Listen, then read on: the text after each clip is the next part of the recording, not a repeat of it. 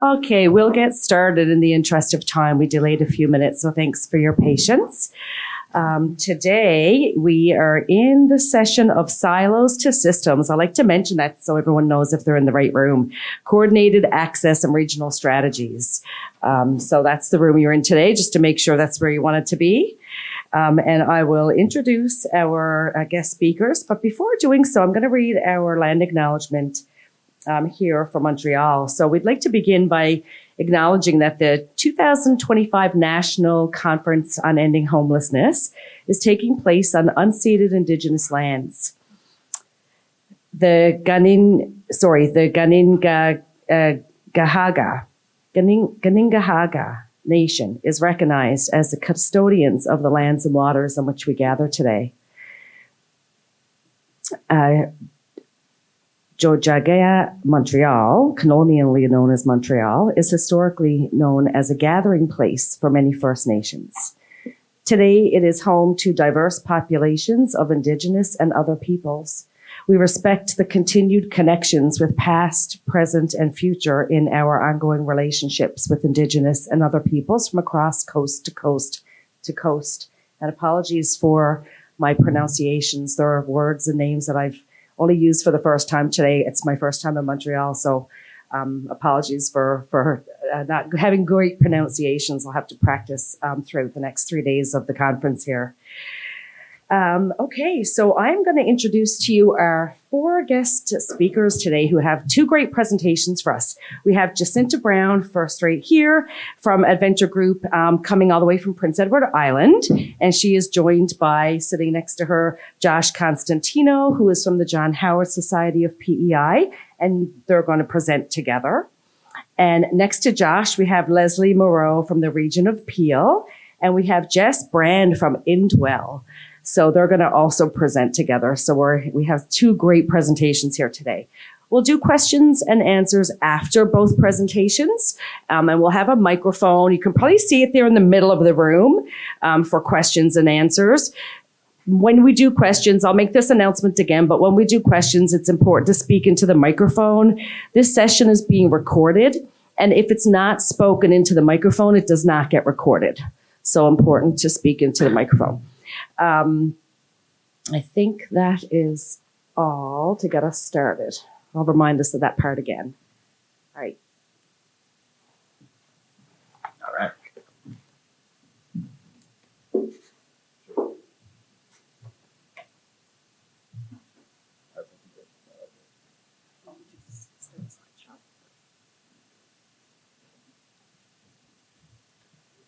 All right. Good afternoon, everybody. Welcome to our session. Hope you enjoyed the music and festivities over lunch, and thanks for being with us. As Dawn said, I'm Josh. And I'm Jacinta Brown. It's nice to be here with you all today. So we wanted to start out with a land acknowledgement for PEI. We won't go through it in its entirety, but we still wanted to acknowledge the Mi'kmaq people of PEI and pay our respect and thanks for them. And for the opportunity to continue to work, live, and play on our beautiful island. So here's where we're headed today. So we've got 11 sectors of collaboration. We're hoping to get one more at some point so we can have the 12 days of Christmas line up for that. So that might be our goal as we finish up. We've got 2 interactive activities. Everybody just came from lunch, might be feeling the effects of food and or dessert. So we'll get you kind of not moving, yoga style, but moving around a little bit. Tips and takeaways. So, what can you leave here with? And then where are we headed? Just to kind of give you a sense of our next steps. And before I turn it over to Jacinta, kind of 2 things. One, we wanted to give you a bit of a definition of what we think cross-sector collaboration means to us, just to set the tone for our time together here today. So we went with connecting with people who help the same population you do in different ways to better understand their perspective and work together. So we want to just put that out there for folks to think about as we go through our time together today, that's kind of our mantra of where we approach working with other sectors from. And the last piece before I turn it over to Jacinta is just to highlight the strengths in the room. and that we sort of see this idea of collaboration as connecting with people. And the fact that you've all chosen to come here and be present in this room is a sign that you're interested in that. And so in our opinion, that's step one.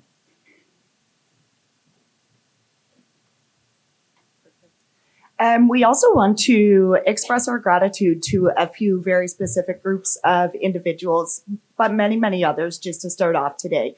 Obviously, a great big thanks to CAEH for recognizing PEI, Canada's smallest province, and finally letting us come to the table and have, a session here at this conference. It's absolutely fabulous. And also our own organizations that have kind of supported us endlessly to be able to do this work and get us here. But we've both been here before, and being here today is such an honor to present. We really want to acknowledge the resilient folks in our community because, without them and the work or the individuals that are coming to our work every day, we don't have a work to go to, but for trusting us and allowing us to be the folks who get to kind of shape their days.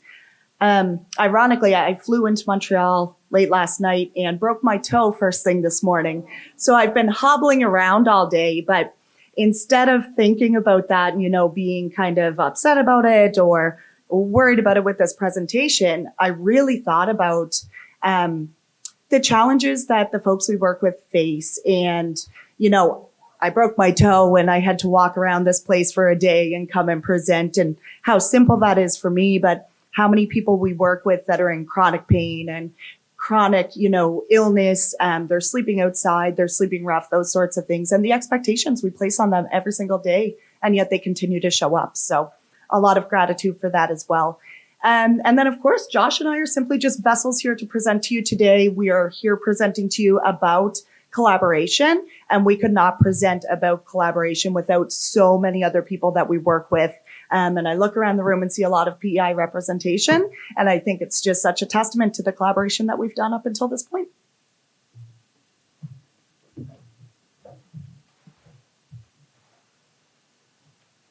All right, so we'll start out with sort of a bit of a step-by-step exploring the different collaborations that we have in the different sectors.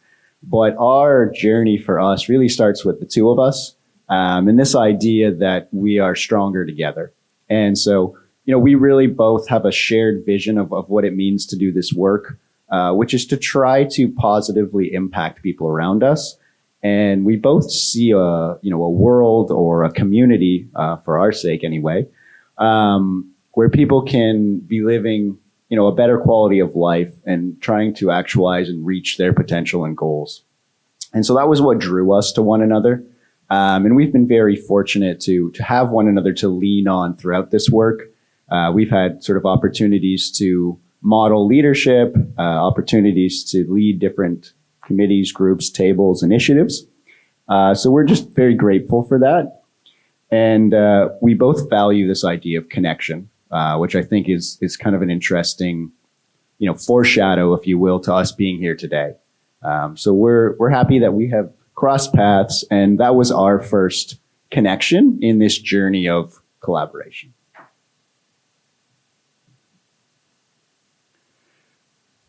In the spirit and idea of partnership, obviously a land acknowledgement was the way that we opened our presentation, and then Dawn kind of settled us in here today. And so our first kind of partnership thought is around the Indigenous groups, people, individuals, organizations in our community. It seems like a very natural thing to us, and certainly to myself, to just work with Indigenous partners. I know there can be challenges, and in certain communities there are historical, history that comes into play. But for us, we've been very fortunate to both work with and learn from Indigenous communities. And I think that's kind of the approach we take. While Indigenous communities have their own sort of set of circumstances, that doesn't mean that there aren't a lot of cultural practices or a lot of approaches to whether that be like a day-to-day living life or supporting people that we can't use and adopt into all different types of the way that we do this work and work with one another. So we've really looked at it as not so much like Indigenous partnership and organizations exist in this lane and we exist here, and how do these lanes come together, but rather how can there be like a shared combination, and what can we learn from one another to continue to do better in our community.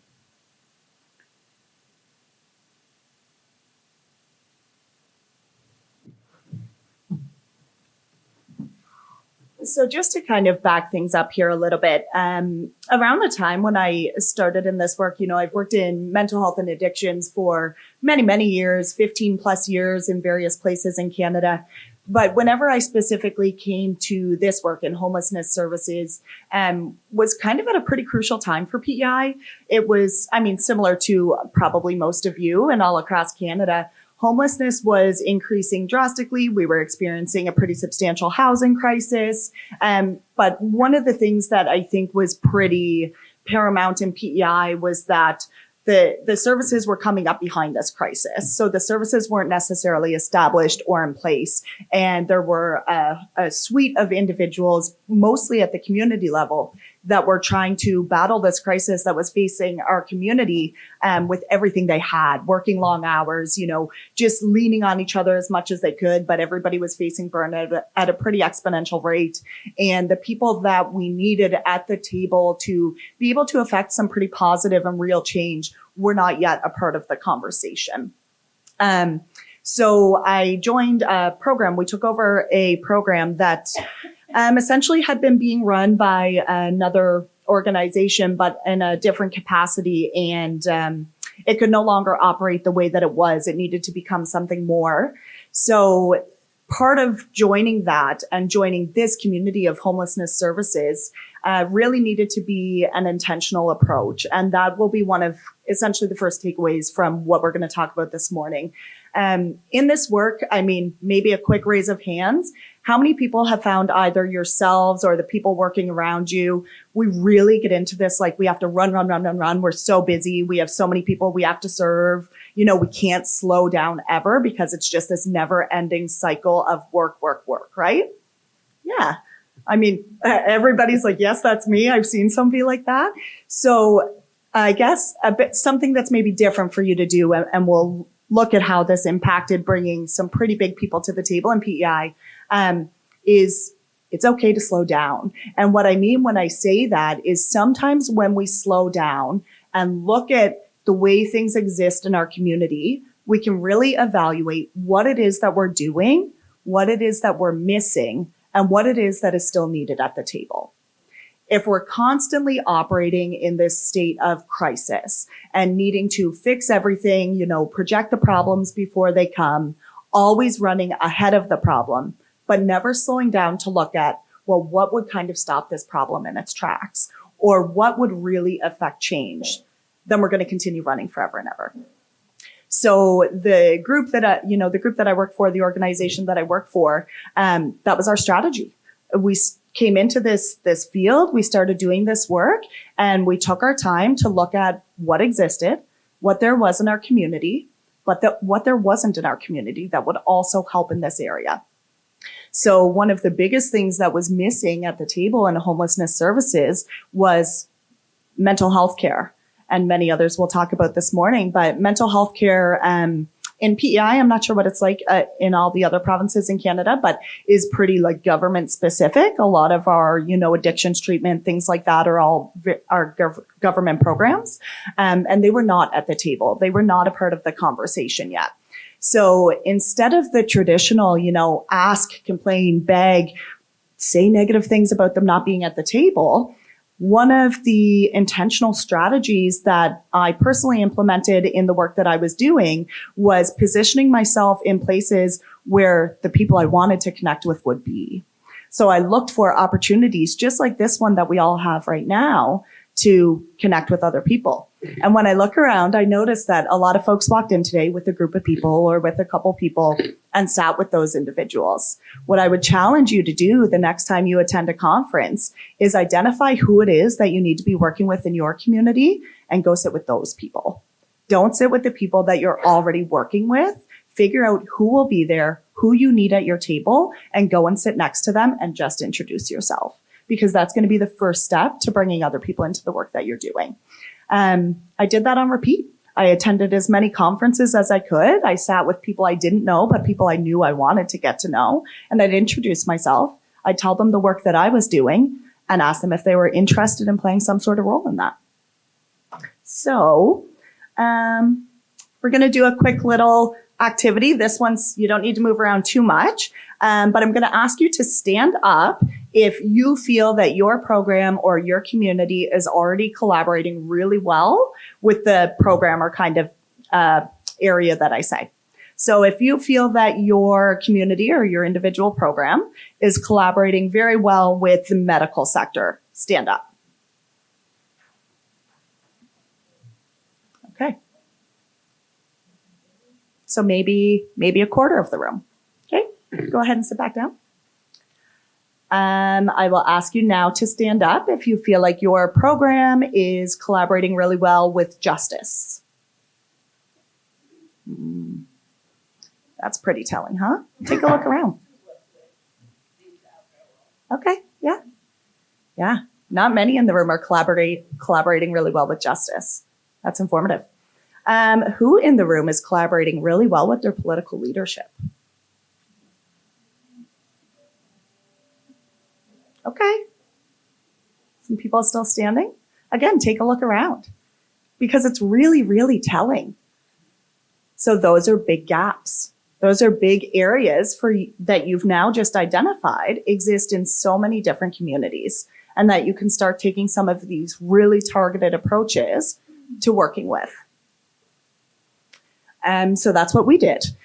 We went from having, very minimal access to mental health, addictions, medical care for the folks that we were working with to now having all of those services in the building that we operate. So that's in a 4-year time frame. Went from 3.5 years, I suppose, nothing, nobody at the table, to literally working in our building. So the medical system, the biggest thing that I want to highlight here, and the biggest strategy that was used to highlight and to work with the medical system was research. We had to give them a reason to believe that what we were saying was true. I think it's fabulous. Narrative is great. Storytelling is really helpful. You can bring that to the table. That can start the conversation, but you need kind of the hook, line, and sinker if you really want to get these folks on board with you. So one of the strategies we used with the medical system was we did a health survey with a huge amount of individuals who are unhoused, who had been sleeping rough. Some were sleeping in emergency shelters. A few were housed because we wanted to have comparisons in the study. And we conducted this study with the folks that were attending our programs. We offered gift cards for people to pop in. There was pizza that day. We had kind of some double blind stuff going on where the surveyors didn't know who was being asked to come up and do the survey, but the people who were doing the asking were ensuring that they were kind of having representation from all of the different demographics that we were serving in our programs. So we conducted this health survey with the unhoused population in Prince Edward Island, and the results of the survey were astonishing and super, super staggering. They kind of slapped a lot of people in the face whenever they got to see what those looked like. We were able to identify that essentially, I think it was over 80% of the unhoused population in PEI were experiencing comorbid, trimorbid, and beyond mental illnesses. So simply mental illness diagnosis. Add on top of that, they were also unhoused. They were also experiencing substance use addictions plus chronic medical conditions. We were able to take all of the information that we learned from this research and bring it to the decision makers, to the funders, to the people who could actually affect change. They couldn't really say no when we told them we had data to bring to the table. And when they heard it, things snowballed very, very quickly from there. But another little piece that I'll just kind of throw in here before I move on from the medical system is you obviously need to have those bigger conversations with the decision makers and the funders in your community, but never hesitate to actually collaborate and get to know the doctors, the nurses, and the healthcare providers, because they're the ones who are going to do the work, and they have really loud voices. And believe me, they want to be doing this work.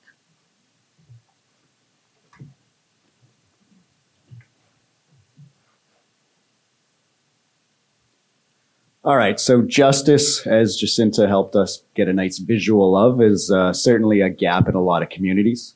So that's kind of where we're headed here next. So it can be really interesting just to start to even consider the question, does the justice and corrections system know that there's a homelessness problem within their system?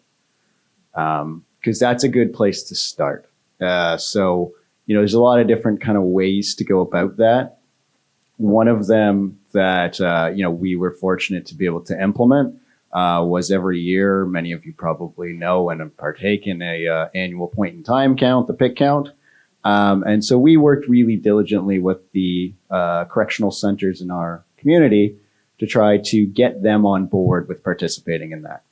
And we tried to make that as user-friendly as possible. So we tried to, minimize the amount of questions or the amount of information they had to collect. And at minimum, just be able to identify when those folks are released or when they're anticipated to be released. Do they have somewhere permanent to go? Yes or no? And so that was kind of the first step in that, was to start there and then be able to help them realize internally that it's a big number of folks. The prevalence is very high. Certainly in our community, the largest center has the capacity for 120 individuals. And last time we did it in 2024, we haven't figured out 2025 yet, 62 of those folks identified as being homeless, essentially having nowhere to go when they left. So that, it kind of like Jacinta said, introduces like a very tangible, realistic conversation starter. And so whether it's through the PIC count, whether it's through offering to, as a community organization, to come in or to support somebody that's already internal, just to start to gather some information, just again to put the spotlight on the fact that this is an issue and there's a clear connection. The other thing to keep in mind is this idea of recidivism. And so, public political turmoil aside, which I know is certainly impacting the way in which criminal justice and recidivism looks and will look in the future, most of the people, whether frontline or in management at corrections, don't want to see the same people coming back again. Might be for different reasons. We might say that because we want them to have a successful, happy life. They might say that because they're tired of seeing John and Bob every day. Regardless of the reason, it's okay if how we arrive at the same goal is different, which is kind of another core takeaway that we'll talk about at the end. But if this desire is the same and both folks want to reduce that, then one of the pillars of the federal framework to reduce recidivism is housing. And so we can build that in and come at it from that sort of justice lens and say, hey, here's what the framework looks like. One of the key pillars is housing. Here's where we think we can support individuals involved in criminal justice and corrections being discharged into the community, not to come back. And then your facility doesn't have to be so overrun, have to see the same people, have to have those same challenging, high acuity, complex folks.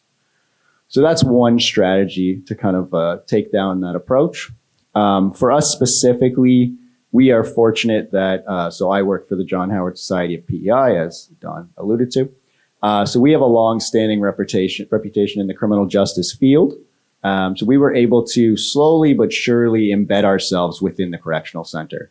And so over time, we've gotten to the point now that we have a full-time housing and homelessness case manager that goes in 5 days a week into the correctional center, meets with individuals before they're being discharged, does an intake, identifies things around social programs, social assistance, challenges like that, identification, and starts to formalize that connection while they're incarcerated, does case conferencing with the people who are a part of their team, so that when that person's discharged, if nothing else, there's a clear connection, so they're not just walking out the door into the community and seeing, have a nice day. So again, kind of bring the issue or the idea of what's going on and start with trying to get access so that continuity of care can continue. That's been one of the other focuses in our community. We know that while somebody is in the general community, we can do a lot of really good work with them. But if they become incarcerated and we lose contact for weeks, months, however long, we lose a lot of that progress. So the more we can try to find a way to continue that continuity of care, the better the outcomes will be. And that goes, again, back to that recidivism piece that we can touch on for folks.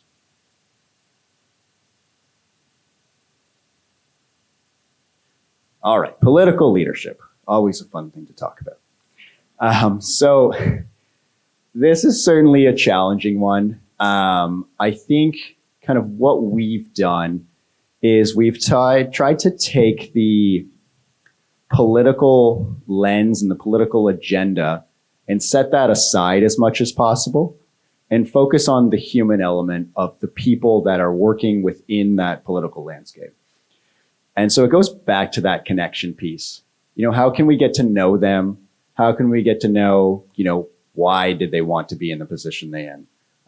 Whether that's related to their platform, helpful. If we can get to a little bit of a deeper level, what are they interested in seeing happen for the community or for the province? But getting to know those folks and trying to include them in things. Even if it doesn't initially make sense in your brain for them to be there, just giving them an opportunity and an invite. And that might start, which it often does, with them sending a staff member that's, a couple rungs lower on the ladder. But that's still an opportunity to expose a member of their party or a member of their department to the kind of work and things that you're up to in your community. And if by chance that goes well, then they'll bring that back and say, hey, can I go to another meeting, or can I learn more about that? Or I think it'd be beneficial for us to connect. So really trying to create opportunities where they can be present and we can be present. So can we do presentations to city council? Can we attend legislative standing committees? Are there opportunities for us to go kind of talk about what's going on in the community from our perspective? And are there opportunities to bring them into the things that we have going on? And that for us, particularly that second piece, has been really beneficial. We've been able to make sure that we have representation municipally, provincially, from different individuals at a number of the different events that we've done. And then that information, again, they're getting that firsthand. They're present. We include them in all the breakout groups, and they get to be a part of that process and experience what it's like, and really connect with the people that are doing this work. And so that's a good way to, again, immerse them in what's going on in a not so politically charged way.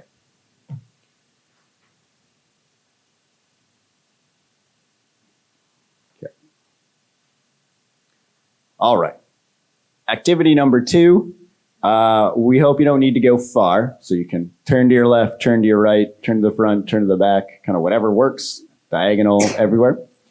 What you're going to do is you're going to find somebody, ideally somebody you don't know, back to Jacinta's point earlier, connections start by building new connections.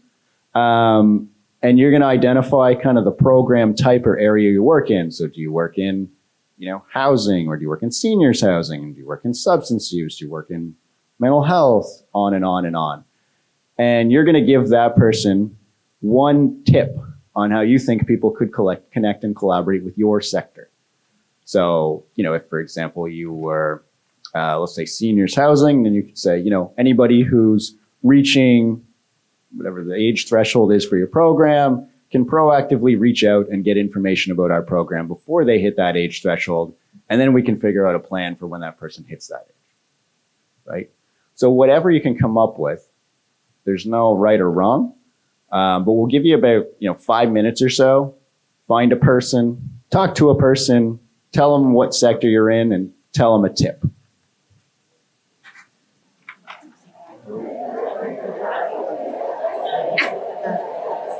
Is that what time?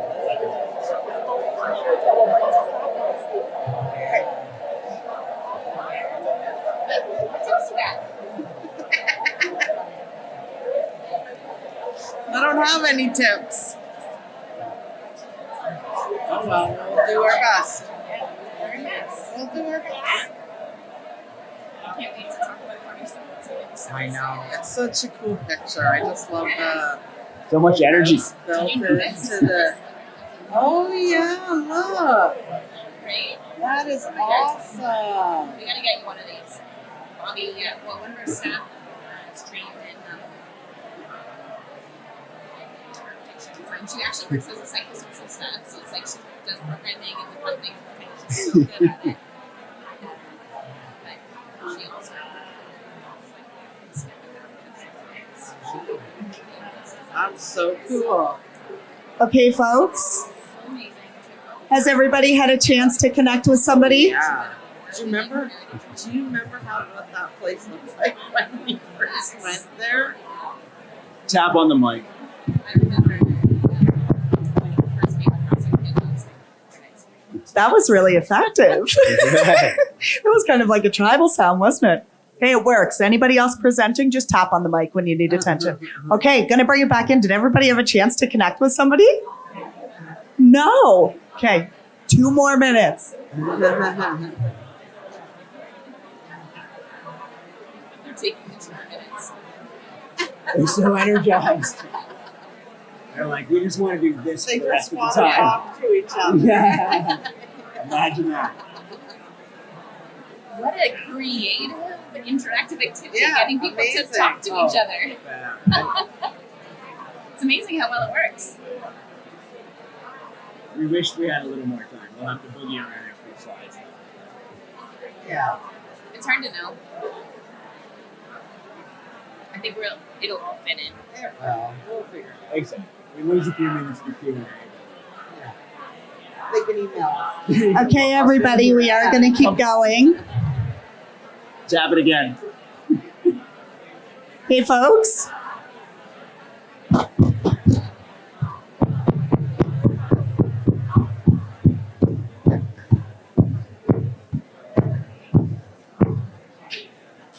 It does work. Tried and tested again. Okay, I hope you had a quick moment to connect with somebody that you don't know in the room, learned a little bit about what they do, and maybe got a quick tip on how you could collaborate with somebody from that sector. And you could take that away and maybe take it back to the work that you're doing next week, because we're all here for this week. Next, we're going to quickly touch on the substance use system. My tip for this one would be identify who it is you believe you need to be working with, and then look way outside of that. So for context, in PEI, we have one addictions treatment facility, just one. That's it for the whole province.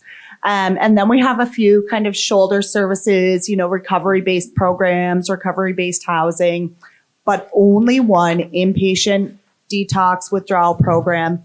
And it's only a few days. It does not last longer than that. We had tried to get them on side for a very, very long time, and it was not happening. Not at all. Stonewall, stonewall, stonewall. So we knew that that was kind of the target. But when we couldn't hit the target, we looked around the target and what existed within the same sphere, but maybe not that exact program. And then we were able to identify quite a few other programs that we could start trying to build that collaboration and that relationship with, and continued to do the work and get to know the people and get to know the programs until met one person that had the same values, had the same beliefs. He was a supervisor of a transition unit. A transition unit for after, the inpatient detox, that sort of thing. He ran a much smaller program on a much smaller scale, but he was a supervisor of that unit, loved the work we were doing, and wanted to be a part of it. So you know what? That was who we grabbed, because he was willing, he was eager, and he agreed. And as soon as he was on side of the work, all of his colleagues in the shoulder programs started asking, well, if he's a part of it, shouldn't we be a part of it? How come they got asked to be at the table and we didn't get asked to be at the table? They've been asked to be at the table a lot of times, but it wasn't until one of their colleagues was at the table that everybody else started to be interested in what work was happening, because he was taking that narrative back for us. So all you need to find is the one program or the one individual who is going to be your shining star in that sector that you want to collaborate with. Send them out to do it, and you keep doing your work on this side. We also have pretty extensive partnerships with the education system, everything from post-secondary education to public schools within our province, colleges, federal funding, provincial funding, kind of right across the board. And my biggest takeaway for this one that I hope you can all grasp onto is if you're not already doing really, really good tracking of the outcomes from your programs and the services that you're delivering, then get that into place now. Because whenever you're doing something, you want to be able to then take that and say to others, we're doing this and the outcome is this. And we know because we've been tracking it.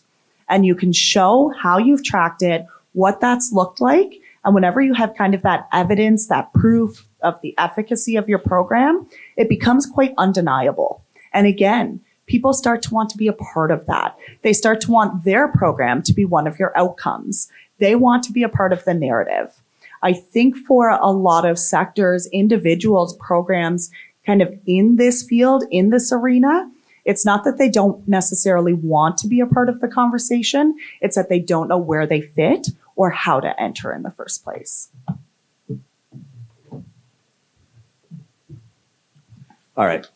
Thanks for participating in the activity. You guys brought a lot of energy, which is really contagious and exciting. We'd also put us a little behind schedule, so we're going to just pick the pace up a touch. Bittersweet, that's life. So we'll kind of jump to tips and sort of takeaways here.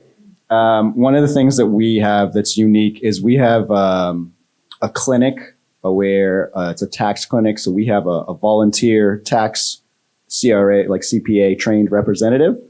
We have a representative from Canada Revenue Agency, a physical person, which is kind of wild, and Service Canada, another physical person. So it took time. If that's something you're really interested in, come find me at the front here after. But what it really does is it organically connects the two. So all the people that have financial struggles, which is most of the folks that we work with and can't afford to do taxes, come. And then all the people that are coming for taxes but don't know where to turn for housing and homelessness type supports are there. And we can link in having a representative from our homelessness serving community to part of that. So just another model or another kind of representation of putting people that maybe don't organically make sense at first in the same spot because the things that they're trying to accomplish interact with each other. Child and family services. So spend a lot of time here as well, but we won't. So one of the big things that I think we want to focus on is shifting the perception. So there's a lot of concern, kind of on both sides. There's the child protective concerns. And so there's a lot of, them being worried about gaining information and learning that information and what they'll have to do with that information. And then us being worried about, us being the homelessness sector, being worried about if we reach out to child and protective services and child and family services on behalf of our folks, are we going to inadvertently cause them negative consequences? And so that's what we really worked on, was how do we create a safe space where we can kind of come together and start from a place of information. Here's what we do. What do you do? What does that look like? At what point do you need to, consider a duty to report? At what point, And so we went down that kind of lane of let's get clarity about what we're both up to and then try to figure out how can we work together and how can we create a safe space where the people that we're mutually working with don't incur any unintended negative consequences. You want to just do this one? As I'm sitting there, I'm thinking to myself, oh shoot, I was tapping on that mic and that's recording. So now that's going to be on the recording of this. Anyways, I'm going to give you just kind of the one key takeaway for the social programs piece. Has everybody heard of a strengths-based approach? Everybody used a strengths-based approach with the clients that they're working with? Have you ever applied that strengths-based approach to the programs that exist in your community? Because if not, do that. Look around at what exists in your community and look at what's working really well, and leverage that. Not everything needs to be changed. Not everything needs to be started. The wheel doesn't always need to be reinvented. Look at what's working and leverage those programs, and that will help create and design the next programs that come after that. Sure. So tips and takeaways, we won't go through all of them. We'll leave them there for a half second. Focus on what you can control. We talked a lot earlier about kind of being on the treadmill and not sure where to go or what to do. Just start with the pieces you have control over. Get a really good group of people around you, the people that are already interested in being a part of this. Start with them and then see how can you continue to slowly but surely add one other party, one other sector, one other person, and it'll grow naturally over time. Market the benefits from the other person's perspective. So don't think, what can this person bring to us? Why would they want to come and be a part of this from their perspective, and how can it benefit them? People at the end of the day are interested in their own needs and services first, and then look to collaborate. Some of us do that different, but that's kind of rare. So think about other people's perspective first. And then we talked about leaning on data. Wanted to give a quick shout out to some of our collaborators, many of which are here in the room. So thank you for all the great organizations and programs within our community. We've got so many and so many great individuals. And we'll finish with a quick, where are we headed next, or what are our missing stones? If you were following along the visual throughout the presentation, you would have seen a stone getting added every slide as we accumulated more sectors. But you'll notice that we didn't get all the way to the end because there's still some things missing. So we talked today about the sectors that we've done a good job as a community collaborating with up until this point, the work that we've done to build partnerships there. And I started off by talking to you about intentionality and planning your strategy, identifying who you need to be working with and making a plan around how you're going to make that happen. So Josh and I started that as kind of our next steps after this presentation for us and the work that we're going to do. So who we're missing, who's not at our table yet, but we're aiming to have there, and maybe we'll bring that back next year or the subsequent years. EMS and emergency services certainly need to be added more frequently to the table in PEI. The corporate sector really could get more on side with the work that we're doing. We don't work with private landlords. It's not palatable in our community right now, but we hope to change that. Community engagement, so just the general public. PEI is like a dumpster fire with opinions towards this sometimes, so we have some work to do to try and change a lot of that narrative in our community, and obviously just some of the institutions that exist out there already. But we feel positive that we'll be able to implement some of that change now that we've done all of this. So thank you very much.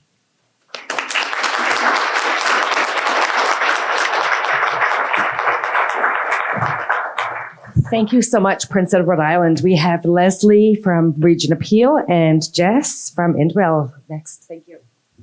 Let's get your presentation up here.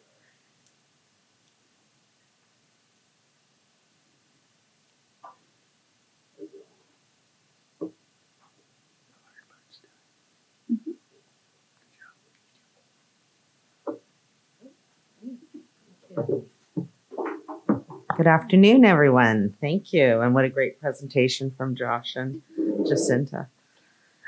So I'm here today my name is Leslie Morrow. I'm from the Region of Peel, and I'm here to talk to you about the collaboration and the impact of that collaboration that we've had with Indwell and some supportive housing facilities in our community.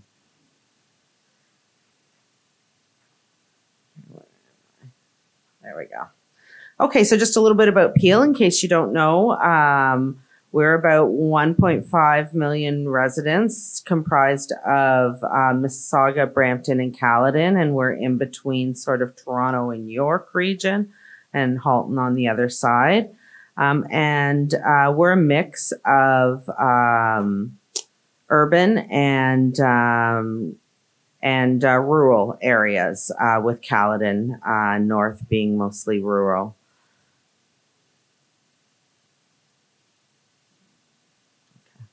We're really diverse, so Peel is very diverse. It's home to more than 90 distinct ethnic groups. And besides English, these are the 10 most spoken languages in Peel.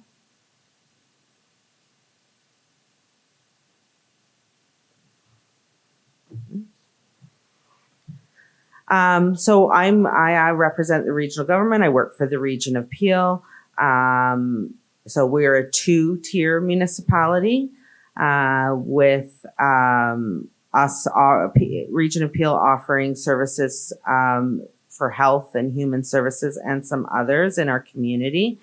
We work closely with community agencies and with residents themselves. The bolded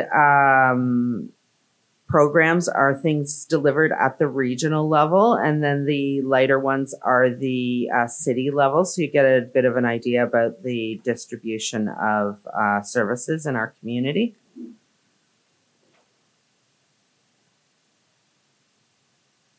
So our roles. We are the service manager that oversees the affordable housing system in Peel.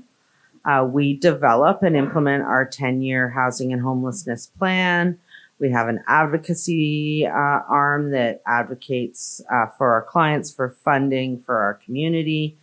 We are also the community entity for the Reaching Home funding program. We're also a primary funder, so Peel funds 60% of our total operating expenditures and the majority of the capital plan. So the province and the federal government provide some funding, but the municipality is the major funder in our community. We are a new supply producer, so we oversee construction, we work with nonprofits, and we build ourselves. We're also run the emergency shelters, transitional housing facilities, and community housing in our area. And we are the sole shareholder of Peel Housing Corporation, which is the largest community housing provider in our community. But we're also a service provider, so we actually run the street outreach program. We deliver portable subsidies to clients, other financial supports. We also do case management and referrals for non-financial supports. A little bit about the housing options in Peel. So the gamut from emergency housing, transitional subsidy, subsidized, affordable. But here today we're here to talk about the big one on the left, supportive housing, which is a really important one, obviously, for the homeless population. We have just over 800 individuals on our by name list. And so really, really thrilled to be here presenting with Jess today on two of Indwell's programs in our community. And I just think it's worth saying that it's supportive housing is run by several arms of the ministry. It's not very linear. It's, it can come from social services. It can come from health. It can come from so staying together and really collaborating and doing what you can to make something work is what we had to do. So we've kicked in some operational money while they worked really hard to advocate for some funding from the Ministry of Health. We've kicked in housing subsidies to make those supportive units affordable so that they could have the impact in our community. So it's essential to have supportive housing builds there. We need more of them in Peel, but we're really, really proud of the partnership with Indwell and the two programs you're going to hear about from Jess. So I'll pass it over to you, Jess.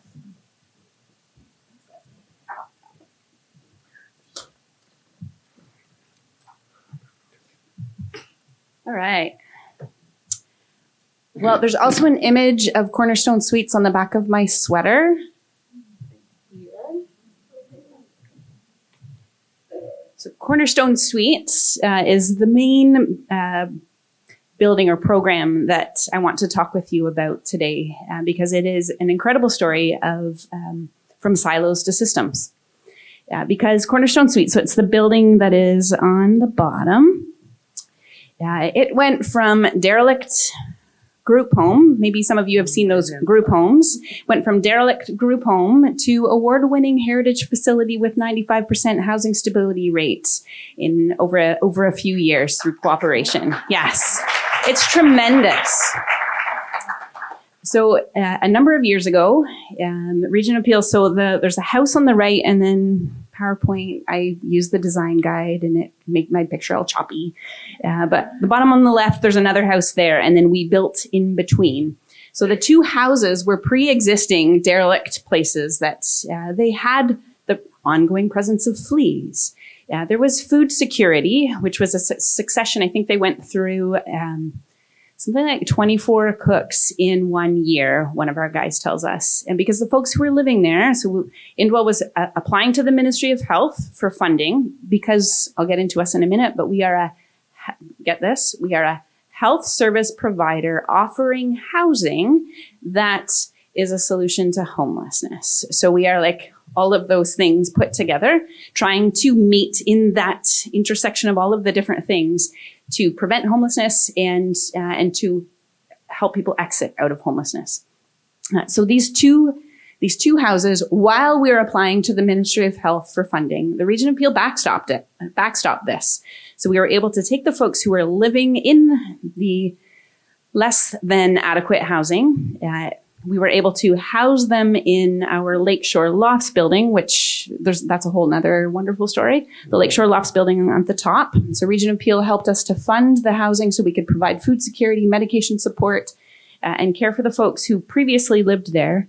So that 2 years later, when we reopened Cornerstone Suites, 5 folks moved back into their neighborhood where they had been living for years. They moved back into their neighborhood. 2 folks loved living at Lakeshore Lofts so much that they stayed. And another 2 folks actually moved to long-term care, which was the level of support that they needed. But we saw housing stability, we saw an improvement of housing and continuous care through collaboration across sectors. And this is something we are very proud of. Not easy. There's no rule book. It's actually coming together with shared values, shared needs, and approaches together. Good collaboration, and I'm really excited about it. And so last year at the Canadian Alliance to End Homelessness, we were thinking, man, we need to talk about these success stories to give us courage. I think courage is one of the things that we actually need in order to do this cross-sector work, because there aren't rules. We all have rules that we have to follow. We have reports we have to do, but to take that step in order to do something that is unique and different and solution finding takes some courage, takes some trust. So this is Lakeshore Lofts and Cornerstone Suites. And actually it's not 40 supportive units, it's 68 units at Lakeshore Lofts and 40 at Cornerstone Suites. Brief bit about Indwell. I told you who we are, sort of health, housing, and homelessness. We have been doing this work for over 50 years. We were initially formed as a response to deinstitutionalization and the homelessness that was happening because of that. And that has just carried in different forms, innovating in different communities. We began in Hamilton and we are now operating across southwestern Ontario. It is important to note, there's a little asterisk up there that says there's inquiries for other municipalities. This is not something, we are as unique as anybody else. There's a lot of really great work that's out there. Municipalities, we are all looking for different kinds of solutions. So when we come together like this, we are given our best ideas so that we can do research and development or rip off and duplicate, bring these things back, borrow what we can, build what we can to solve homelessness together.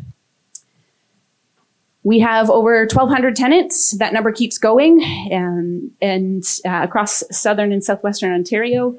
And health, wellness, and belonging is what we're about. We talk about it all the time.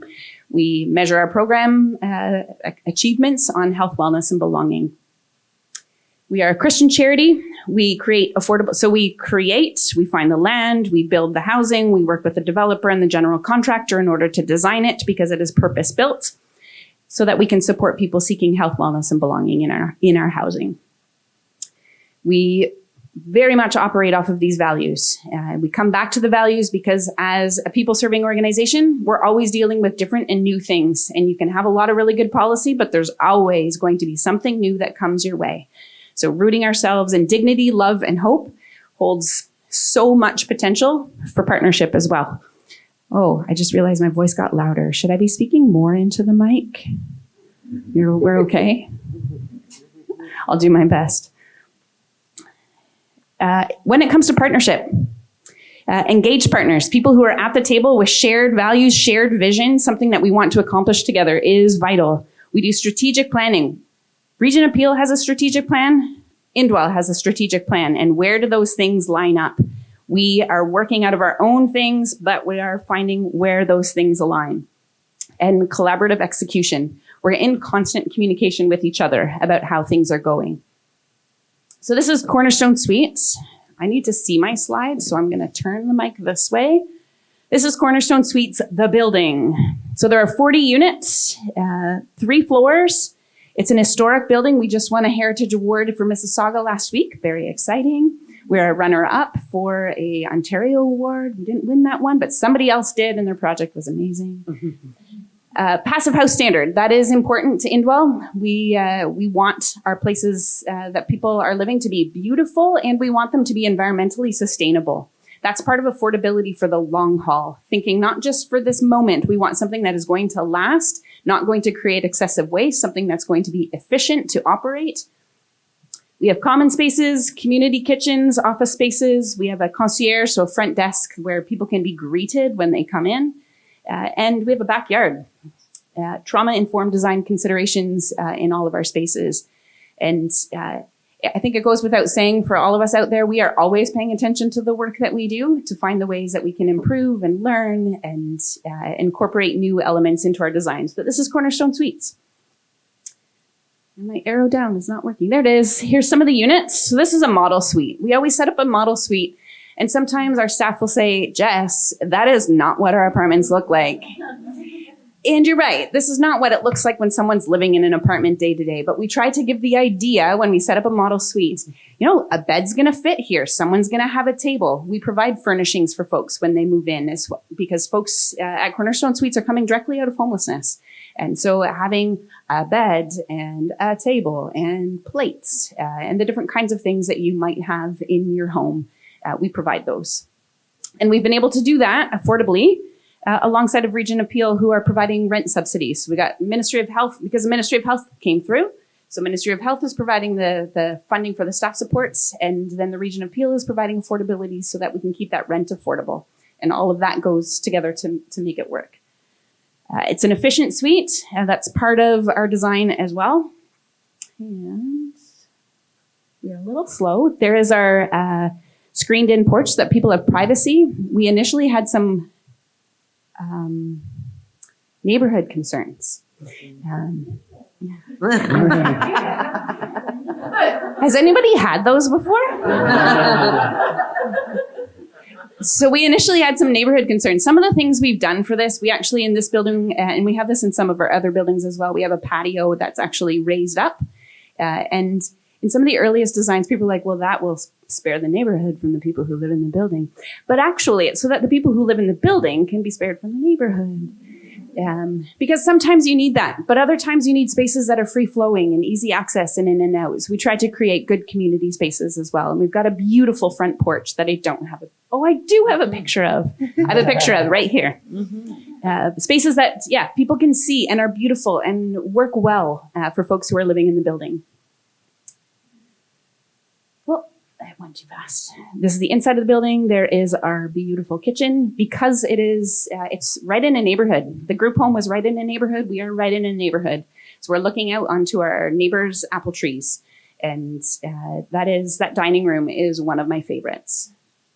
And the mayor of Mississauga came and sat with our tenants and enjoyed our Christmas celebration. We've had some incredible visitors come through. We've got some amazing things happening in Peel. So the program design, there's a whole lot of information there, and I'm not going to read it all to you. Our program design is person-centered, intensive supports. We try to have staff on site who know the people who live in the building at all times. And we do our best to make that happen. Staff who are well-trained.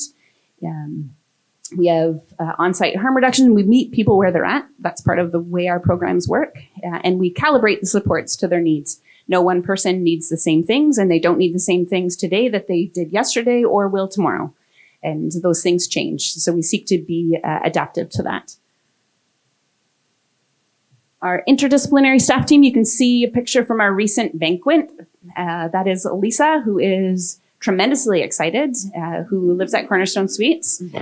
Very proud of her place to live. And our program manager, Bobby, is there as well. So we have a program supervisor, an on-site supervisor who cares for the staff, who knows all of the staff and the program quite well. We have registered practical nurses in program. Indwell does have registered nurses. Cornerstone Suites has registered practical nurses.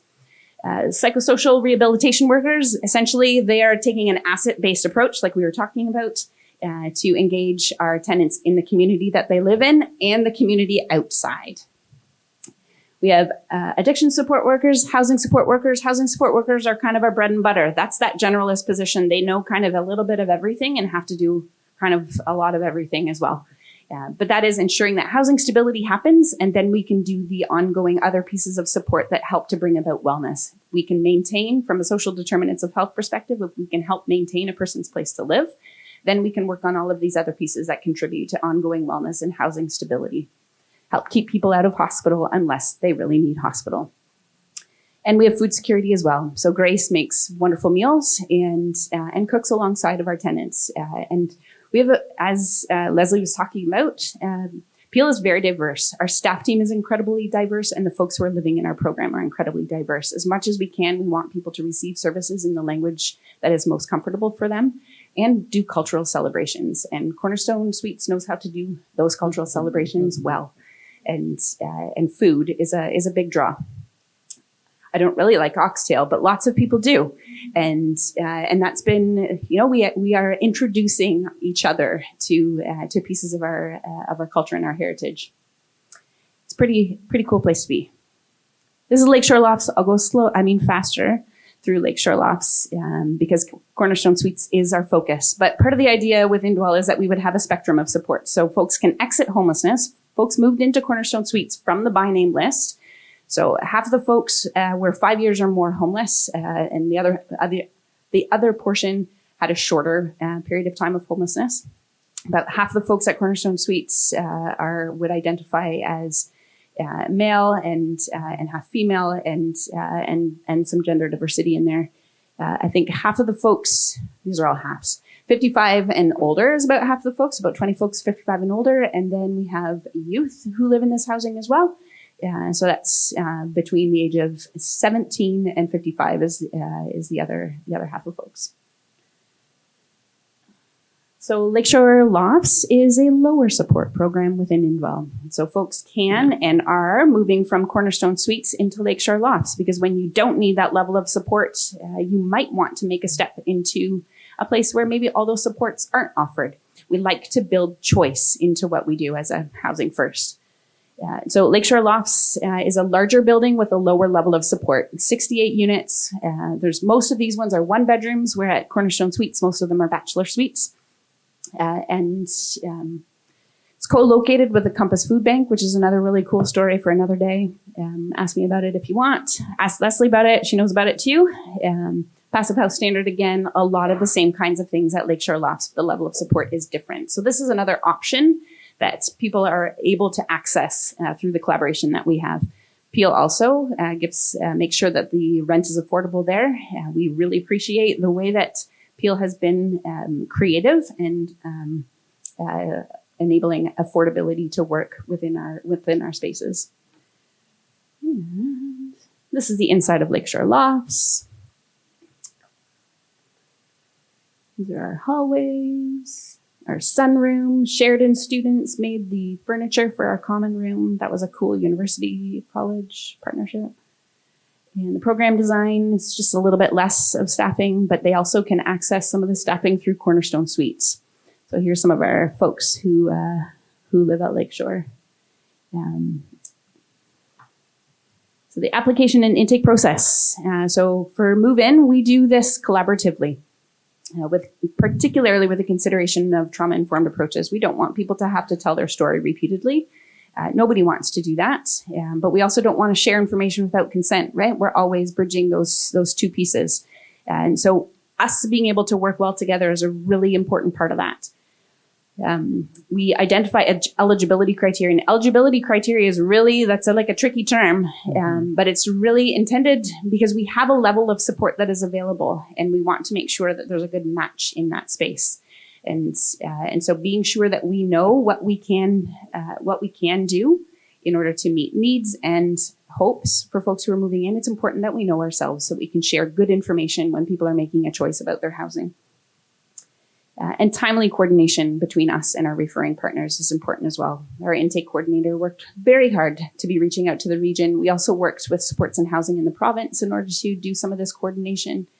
We've had a lot of lessons learned through the intake process about how to streamline. That is a story for another day. Yeah, that's how we go, right? We learn a bit and we make some adaptations. So it's a low barrier intake. We want to meet people where they're at. And if we have to meet them more than once because that's the way it works for them, we will do that. We want them to come on site and to be able to see the space if they can. We can show them pictures. We've visited them in hospital, wherever it is that we might find a person. We can do that. Our future opportunities. Yeah, you can see some of the future ways that we could be working together. We want to do more of this. Highlights from our program design: relationship building, trust building, safety, representation, culturally appropriate supports, integrated supports all in one place. We are what you might call fixed site supportive housing. Very similar to some of the bridge housing that I learned about this morning. We are all trying to do the best that we can with what we have. Our residents, person-centered, relationship is the foundation. You can see Barry and Lisa here. This is at that same event. Barry is very proud to share that he went to high school with the mayor. So when she came to visit, it was like Old Home Week, and that was pretty cool. And both have represented and spoken about their experiences with Cornerstone Suites. In my ideal world, they came here. Montreal is very far from Streetsville, where we are located, and that's a pretty difficult trip to make. But maybe it'll be in Toronto. I don't know. Anyway, guiding principles and theories, right? Trauma-informed perspectives, person-centered approaches. Safety and skin. There's a lot of different theories that underlie the work that we do. A couple things to note. Housing stability. I mentioned our housing stability rate of 95%. It's just been 1 year with Cornerstone. Indwell's housing stability rates tend to be pretty in that ballpark year over year. And so we expect to see the same thing with Cornerstone Suites. We have individualized service plans for every single person who moves in. We do this not in a mandated, you must sit down and make a plan with us kind of way. No, let's talk about what matters to you and break things down into short-term goals. People will say, I want to get a job, but first we need to work at, sleeping at night and being awake in the day, or finding a routine. And so breaking it down into steps that work well, individualized service plans. We also, with our nurses, do a health assessment. And again, this is done in a way that works for folks. Sit down and review their health history. And our program manager, Bobby, shared with me that yesterday they had someone attend a doctor's appointment for the first time in 20 years.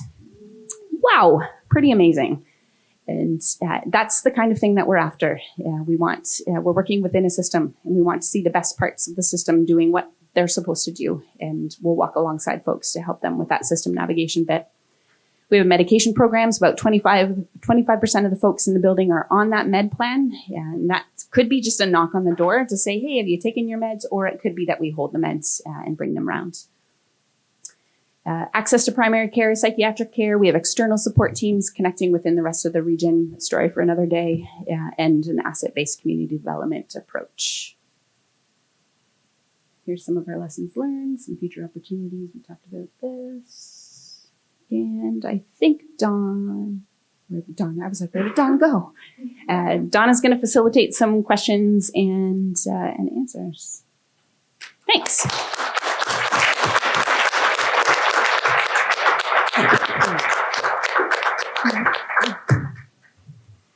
Wow.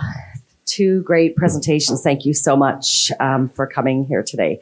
So we have about 15 minutes for questions. So I'm going to be quiet. We have a microphone here in the center of the room to come ask questions.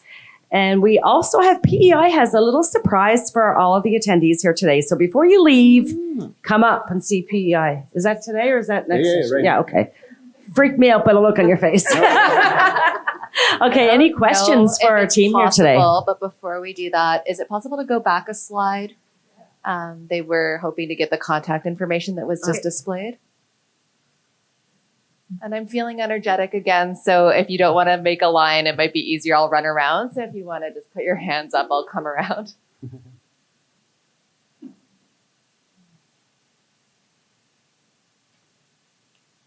I was going to be lazy, but it's pretty tight in here, so if you're all stepping over each other, it's a little awkward.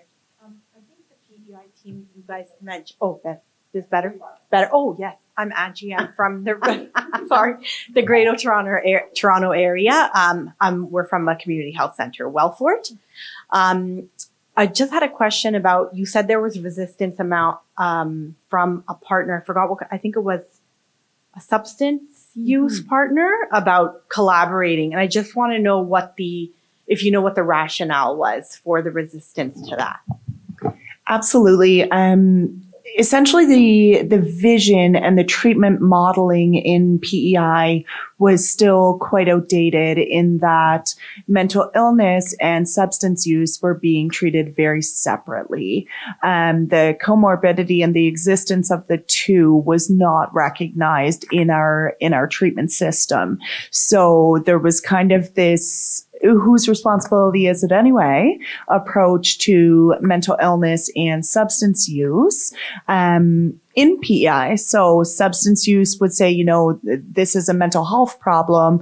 Until their mental health is stabilized, they can't access inpatient detox, these sorts of programs. And on the flip side, our mental health services would say, well, we can't diagnose, we can't medicate, we can't do these things until they've gone through inpatient withdrawal programs. So both were, our hands are tied. There's nothing we can do. That's starting to change now. And it's starting to change essentially because of a few of the programs that we talked about that we now partner with that became boots on the ground and started doing a lot of advocacy work and showing that, well, that's simply not true. Maybe we can't, necessarily diagnose somebody with schizophrenia if their symptoms could be attributed to substance use, but we can still treat the symptom. Yes. Hi, this question is for Jess. My name's Tammy. I am from Dauphin, Manitoba. It's northwest of Winnipeg. I just had some questions in regards to your collaborative intake process. And second question, can you elaborate a little bit more about your point in time vacancy, the no wait list? So, collaborative intake process. It started with us getting together to review, because there's funding to make the building happen. And so we want to make sure that we needed to have 5 youth, and we lay out so that we're meeting our program requirements. We're lining up what we have and sharing that information with the region. And so that we're coming at it together. And then from there, the region would go to their list of names and provide us with names that our intake coordinator would then approach and call. That's essentially the nuts and bolts of it. And our goal has been to work. So in the old days, before we were trying to, just in the old days. In the old days, we had our own wait list. Indwell had our own wait list. And actually, in the old days, when I first started, was like 15 yesterday, 15 years ago, my job was to create a wait list for the first building that we were opening. And my success in my job was just Jessica at that time. Did you create a wait list? And that's how you knew that the service was in demand, was if you had a wait list. And we've all kind of been through these pieces of it. But as an organization, we had to make a shift because we are a charity, we're a private nonprofit, to be able to actually link up with regions to say we're going to work with the by name lists and take a no wait list and no door is the wrong door, every door is the right door approach. And so finding the ways to do that together. So that's what we're after as an organization, but it means collaboration with our regional partners. And for Indwell, it's actually different in how this is enacted in every single region that we operate. We're in 7 regions and it's not the same anywhere, which is a lot of work for our intake coordinators who have to adapt everywhere. But we are trying to take a no wait list approach and trying to meet people where they're at to get them into housing so that they can stay housed. Hi, Sarah O'Connor, City of Hamilton. Hi, Jess. My question's for PEI. I was wondering if you could talk about how you share client information across all those sectors that you're working with. Do you have like an information sharing agreement or something? Like how is that broken down so that you can have those conversations?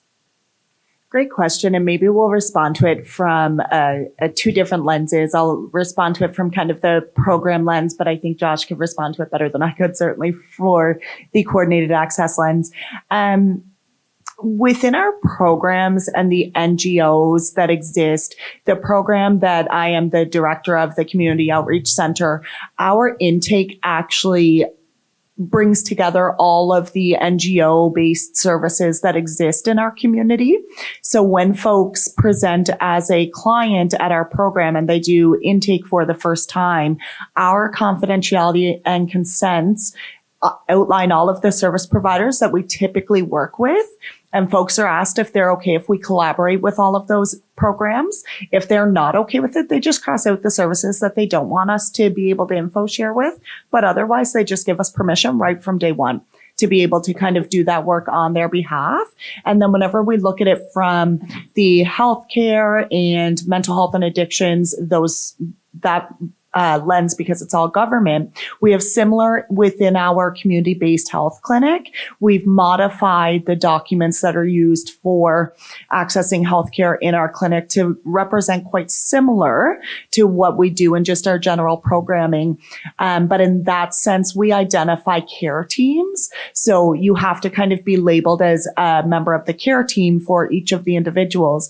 And when you are, you're put on that consent form that they sign right at the beginning of engaging with some of those higher level services. And then we're able to case conference and collaborate and work on those cases collectively.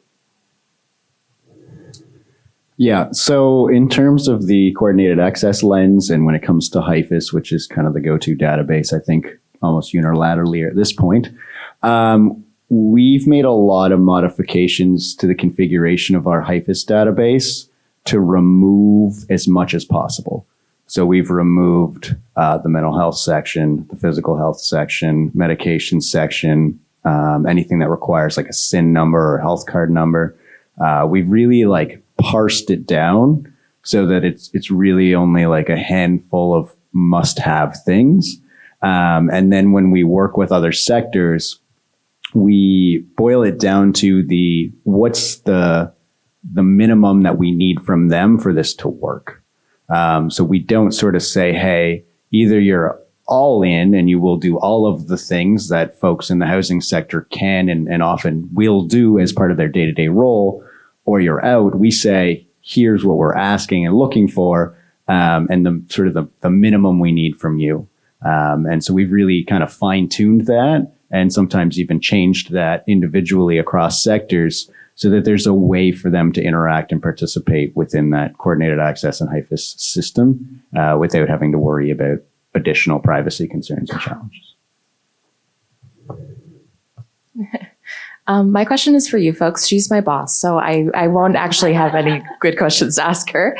But I apologize if you had touched on this in the presentation, but what kind of assessment piece do you folks go through in like the baseline type of individuals, or do you know what I'm trying to say? Where are you starting at with people who are moving into Cornerstone, and what are you looking for to move them forward to the next level, whether it be the other apartment building or what have you? My name is Madeline. I work for the Outreach Center in Prince Edward Island. Thanks, Madeline. It's a good question.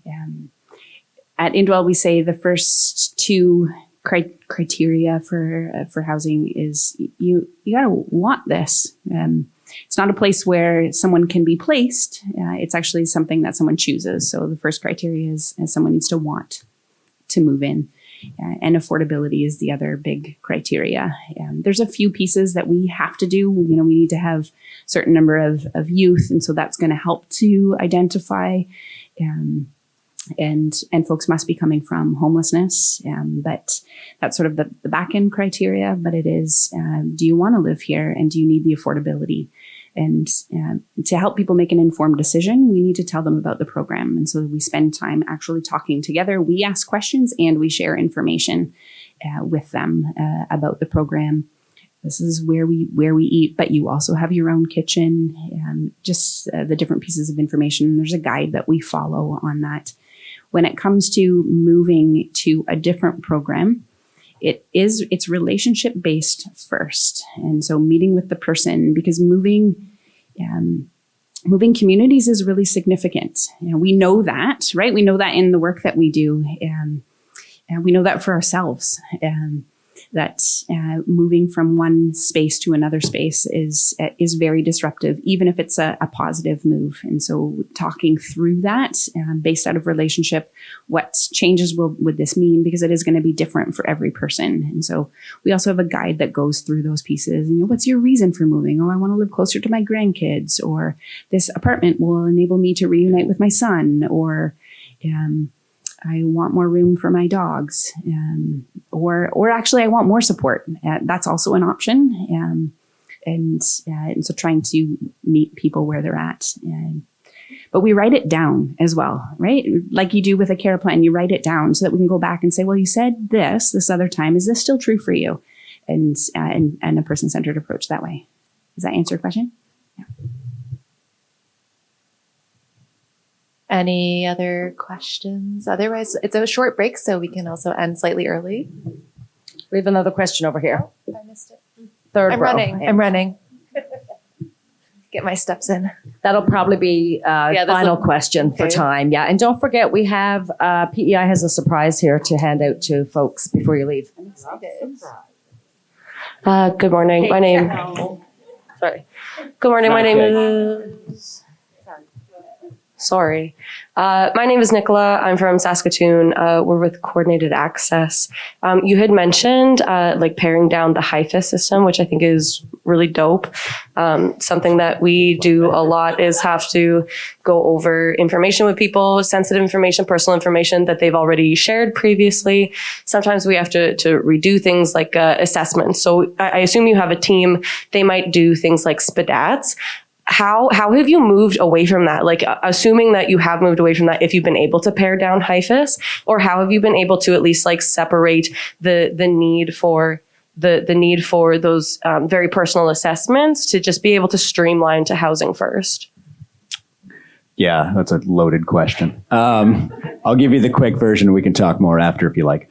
Essentially, we've tried to become a little more creative with this idea that assessment is one of the mandatory pieces for matching. So we recognize the value of having an assessment in our community, and we do use the SPDAT as our primary assessment, particularly when it comes to case management, because we can track changes over time, and then we can communicate in a shared language and say, hey, in this life area, this is how this person scored. And then when somebody gets connected to another organization, we can relay that information in a very clear, easy to communicate way.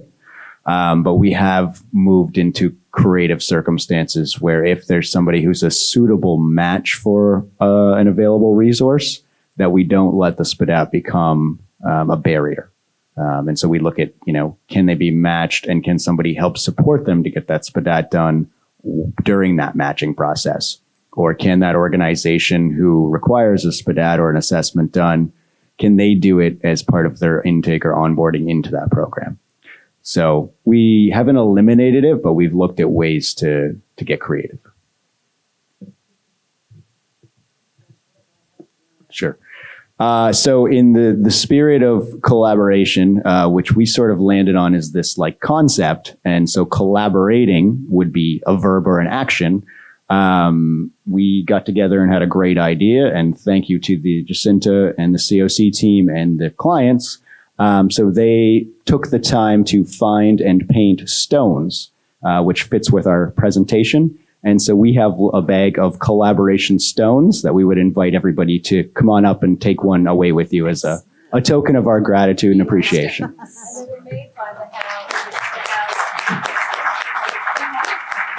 Great idea.